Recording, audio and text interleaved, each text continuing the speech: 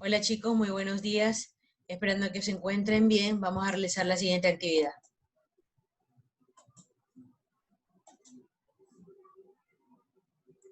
Este tema vamos a abarcar la organización colonial y española.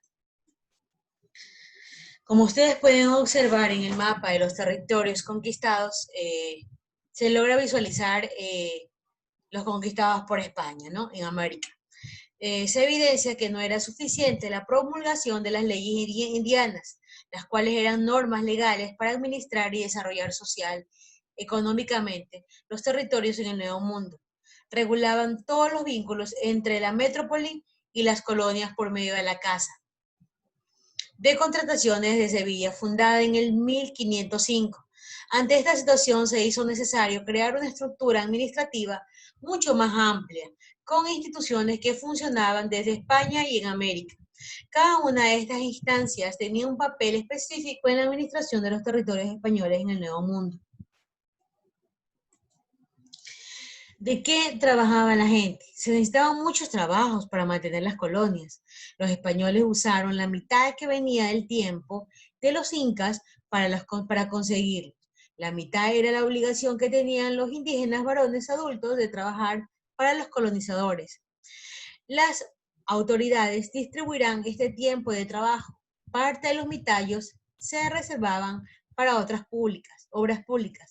Los demás eran entregados a los colonos españoles que regían de la mano de la obra. Este trabajo era forzado, pero tenía que pagarse en salario. Con eso, las indígenas tenían dinero para pagar el tributo. Los mitayos se empleaban en varias actividades: servicio doméstico de las casas, servicios públicos como transporte de agua y cuidado de caminos, agricultura, pastoreo de ovejas y tejidos. El trabajo se realizaba por 12 a 14 horas por día. Entre el siglo XVI y entre el siglo XVIII, es decir, más de 100 años, hubo un periodo de auge de la relación colonial. La corona española hizo de América un centro proveedor de metales preciosos y organizado a las regiones del imperio por especialidades en la construcción de bienes para abastecer los centros de donde se extraían metales. El Real Audiencia de Quito se dedicó a producir alimentos y sobre todo tejidos que se vendían en Potosí, siembro minero en la actualidad Bolivia,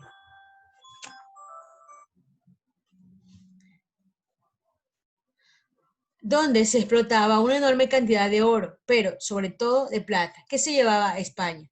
Se criaron grandes cantidades de ovejas y se establecieron los sobrales para la elaboración de telas. Allí trataba la mayoría de los mitallos. Hubo muchos obrajes, en especial en la Sierra y Norte, Centro. En el año de 1681 había 200 que ocupaban casi 30.000 trabajadores.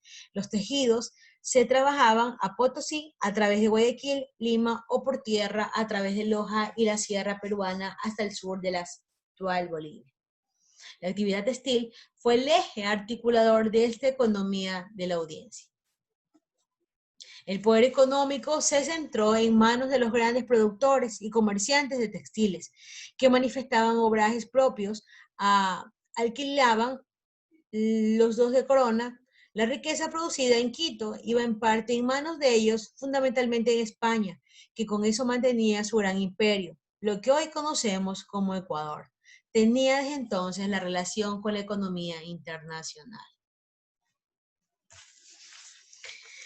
La vida colonial fue un auge en la producción textil y en esta habilidad de la relación metrópoli-colonia se inició en la administración del presidente Miguel de Ibarra, quien en el año de 1606 ordenó fundamentar la ciudad que lleva su nombre. Ibarra y sus sucesores impulsaron la construcción de inventos y templos, ampliaron las misiones religiosas de Amazonía e impulsaron los astilleros de Guayaquil, es decir, que los talleres donde se construían eran barcos. En medio del auge hubo constantes enfrentamientos entre los poderes civiles y eclesiásticos y luchó entre religiosos criollos y peninsulares para el control de órdenes religiosas. Entre los años 30 y 50 hubo dificultades económicas y se acentuó el acaparamiento de tierras para los españoles.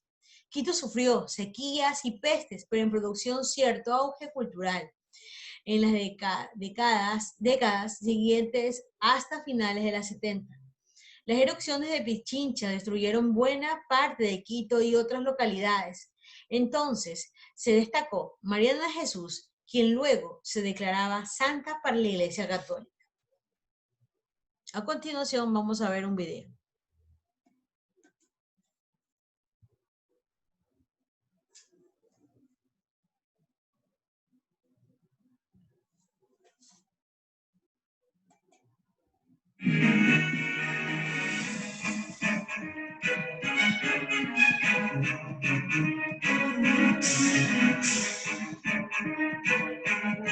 O sea, es interesante ver cómo los móviles de conquistadores, estos imaginarios, pues se nos olvida que Colón venía buscando la ruta de las especias, ¿sí? Después, desde luego, pues no aparecieron las especias y entonces, bueno, pues aparecieron los metales preciosos, primero el oro. O sea, pensemos que el primer ciclo es precisamente el ciclo del oro, tanto de las islas del Caribe como el que existe en Nueva España, y de alguna manera, pues muy decepcionante para los conquistadores. O sea, pensemos que hay un stock de oro, ¿sí? O sea, muchas veces como objetos de adorno, pues que desde luego que los españoles van a capturar, pero pues realmente la producción de los primeros años no aparecen minas de oro como tal, sino que la producción del oro en los primeros años es el lavado de las arenas auríferas.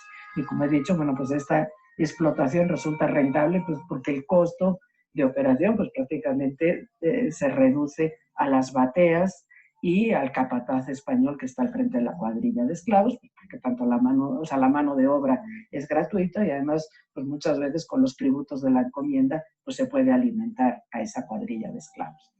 Realmente la gran revolución pues viene a ser la puesta en explotación de la minería de plata. Las primeras minas de plata se descubren pues allá a mediados de la década de 1530 en la zona de Tasco, donde precisamente uno pues, de estos primeros mineros va a ser Hernán Cortés. Y pues el otro gran reto es a finales de la década de 1540, cuando se empiezan a explotar lo que son Zacatecas, Real del Monte y Guanajuato, sobre todo Zacatecas, que va a ser pues durante los siglos XVI y XVII el gran centro minero de la Nueva España. Esto tiene pues muchos retos. Primero, pues estos grandes yacimientos mineros están fuera del área mesoamericana, es lo primero que tenemos que pensar, con una población nómada, seminómada, a menudo hostil, con lo cual pues ni siquiera estas explotaciones mineras pues, muchas veces se pueden apoyar en las comunidades indígenas, como por ejemplo sucedía en el área de Tasco, para mantener esta explotación. Además, se están colocando en zonas de guerra. ¿Verdad? Es que nosotros pensamos muchas veces la conquista y nos quedamos pues, en la conquista y en la caída de México Tenochtitlan y se nos olvida pues, que el otro territorio no solo hay que conquistarlo, sino que hay que ocuparlo. Y pues ahí no hay, o sea, las estructuras políticas de esa zona no tienen comparación con las estructuras del área mesoamericana. Ahí no hay un emperador como Moctezuma que preste obediencia, sino que casi hay que ir conquistando tribu por tribu y pues además hay que asegurar los caminos pues para trasladar la plata desde esos centros a la Ciudad de México y a su vez pues de ahí hacia los puertos. Entonces, esta explotación minera requiere pues de muchísimas inversiones, ¿sí? Y esto hace también que muchas veces pues los mineros no tengan esa capacidad o sea, tengan que recurrir a otras vías de financiamiento. Esto nos explica, por ejemplo, la importancia que van a tener los comerciantes que buscan ligarse a la producción minera precisamente para obtener a un buen precio la plata que luego pueden intercambiar pues tanto en Veracruz y en Acapulco para obtener mercancías y productos tanto de Europa como de Asia.